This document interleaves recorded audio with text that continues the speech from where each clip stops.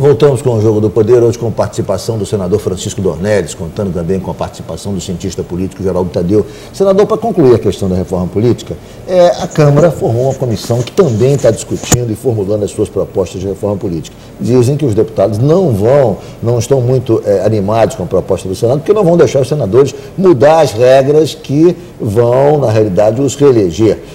O senhor acha que essa divisão entre comissão da Câmara e comissão do Senado, isso pode haver algum momento que essas coisas se compatibilizem? Porque parece que há um trabalho absolutamente apartado entre as duas casas. Você hoje tem reforma, comissão de reforma política no Senado, na Câmara dos Vereadores, na Câmara dos Municipais. Virou hoje, em cada esquina você tem uma comissão estudando de reforma política. Fora os projetos, tem mais de 300 projetos. Então o processo é o seguinte: a comissão do Senado foi criada, eu não vou entrar nem no mérito se devia ser criada, se devia ter sido mista. Ela foi criada, não seria mais, ela foi criada, mais eficiente? Foi criada e apresentou, e vai apresentar, praticamente já apresentou a proposta. Agora eu tenho que ver como é que conciliar o trabalho da comissão do Senado com a comissão da Câmara. A minha ideia é apresentar, ou esperar a comissão da Câmara terminar o trabalho e tentar uma conciliação, vendo que é possível, ou já enviar porque a comissão da Câmara já sabe que o Senado representou. Eu acho que o importante seria você esperar a comissão da Câmara terminar o seu trabalho e tentar conciliar e ver um entendimento, até uma comissão informal, para ver de lideranças, para verificar quais são os pontos que poderiam realmente ser. Porque você, para uma reforma política, é o seguinte: o que não for consenso não passa. Não passa. Senador, a maior parte exige 2/3 de votação. Tem um aspecto, né? O Senado é uma grande família, né? São 81 senadores. A Câmara são 513, dos mais diferentes origens e credos, né? Então, um consenso na Câmara é muito mais difícil até do que no Senado, né? Em tese, sim, mas na prática eu acho que o consenso do Senado também é tão difícil quanto Senador, na Câmara. Vamos falar de economia. Essa semana foi noticiado que a inflação nos últimos 12 meses superou a meta do governo, ultrapassou a meta estabelecida pelo governo, o limite máximo. O senhor está preocupado com o ressurgimento da inflação? O senhor acha que o combate à inflação, através do aumento da taxa Selic, é a maneira mais adequada? O governo da presidente Dilma está enfrentando a questão da inflação, ou o senhor acha que ela pode ressurgir trazendo os danos que nós conhecemos a toda a sociedade brasileira? Olha aqui, Ricardo, o encanto do governo Lula foi um período de inflação baixa, crescimento econômico alto e uma rede social muito intensa.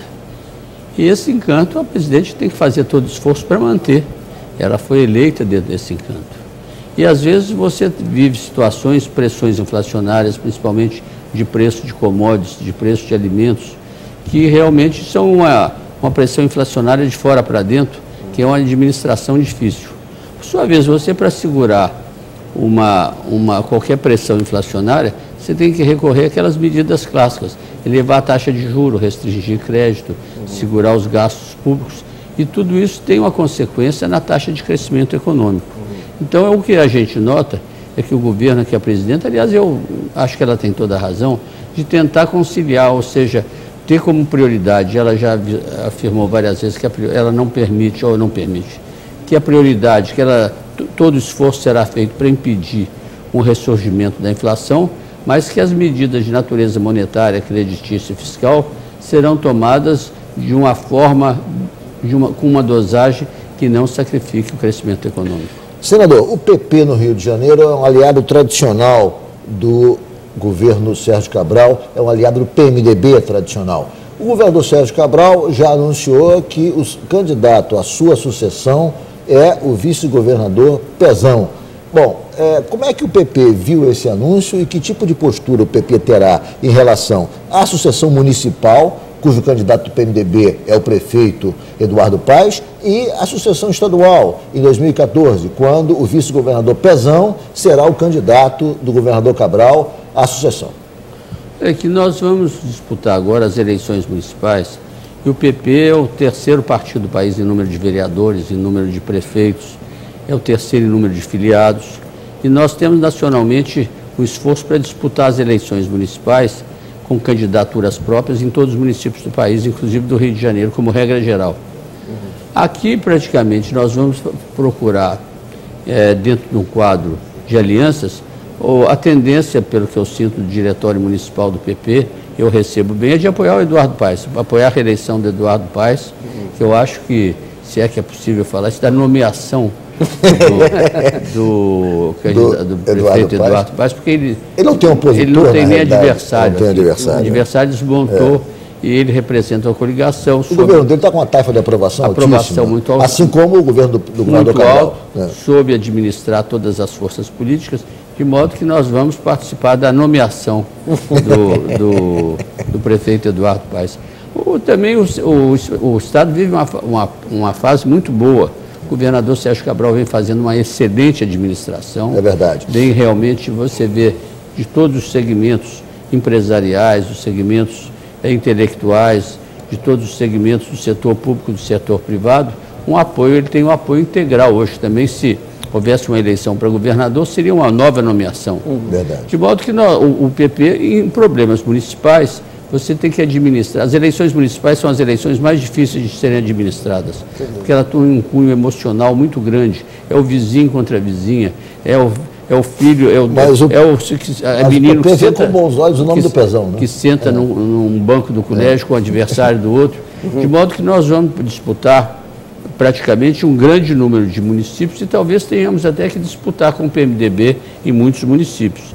Agora, eu acho que dentro de uma regra geral, dentro de uma linha, o candidato do PP ao governo estadual em 14 é o Pezão. Isso já está mais ou menos assentado? Já está, é uma posição, praticamente, eu pelo menos discuto sempre todos os segmentos do partido, prefeitos, vereadores, militantes. Existe uma posição nessa questão de Rio de Janeiro, nós vamos fazer a disputa com grande quantidade de cidades, muitas cidades, vamos disputar com o PMDB a prefeitura, mas dentro do Rio de Janeiro nós vamos apoiar o Eduardo Paes e no Estado, em 14, nós vamos apoiar o Pezão. Senador, foi um prazer recebê-lo aqui no Jogo do Poder, mais uma vez, eu espero que volte e o senhor realmente contribuiu muito para esclarecer e para nos aclarar sobre a proposta de reforma política. Muito obrigado. Muito obrigado, Ricardo, muito obrigado, Geraldo, uma satisfação muito grande ter participado desse programa com vocês. Geraldo, muito obrigado pela sua presença, foi um prazer recebê-lo mais uma vez no Jogo do Poder. Eu que te agradeço poder assistir essa aula de política com o senador Dornelles. Muito obrigado a todos, principalmente a você que nos acompanhou até agora pela rede CNT de televisão. O Jogo do Poder volta no próximo domingo, às 11 da noite. Muito obrigado pela audiência e até lá.